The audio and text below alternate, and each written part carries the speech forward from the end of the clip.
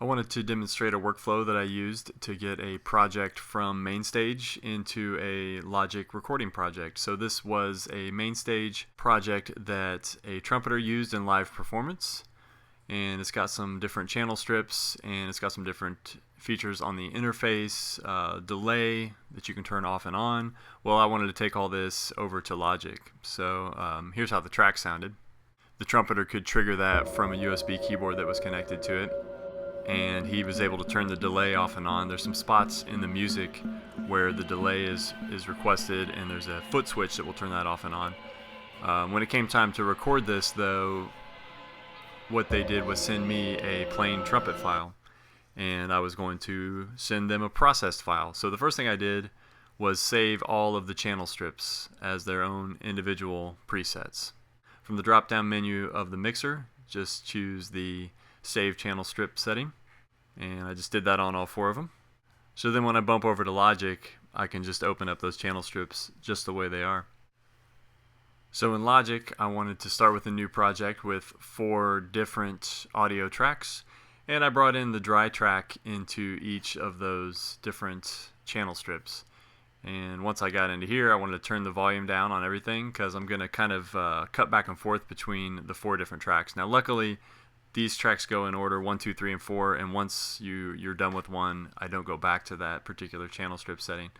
So I turn down the volume on everything, and then I want to assign each of these tracks to the channel strips that I've already saved in Mainstage.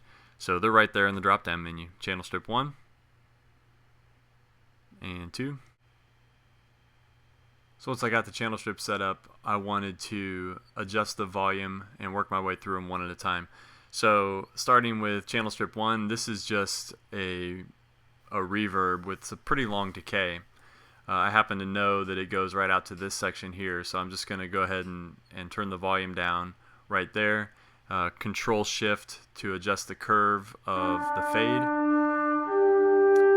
And then what I did here was I went into the channel strip individual effect, the space designer, and I turned down the dry signal. And I adjusted the reverb wet signal to a nice level.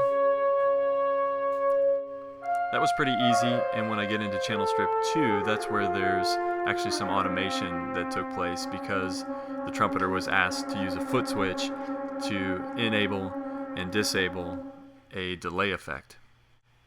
So this will be a little bit more complicated. I'm going to have to get into the automation just a little bit more.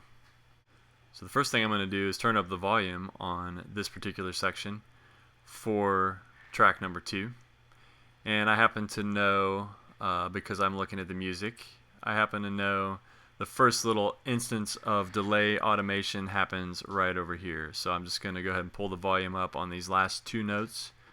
And then in the automation drop-down menu over here, I'm going to get into the delay designer, and I'm going to pull up the wet signal. And that's disabled currently, so it's muted. And I'm just going to go ahead and find a nice level here. So there's just a little bit of delay on those 2 notes of that particular phrase.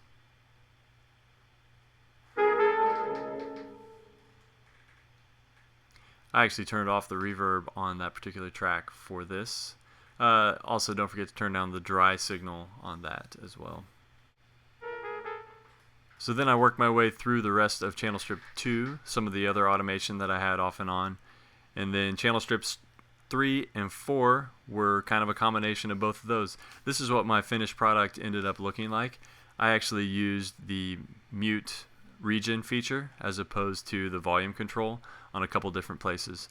So that's the rundown of changing a Mainstage project into a live Logic recording project. And keep in mind, this is 90% just a reminder for me on how I did it. And if there's a better way to do it, maybe I'll think of that way next time. Thanks for watching.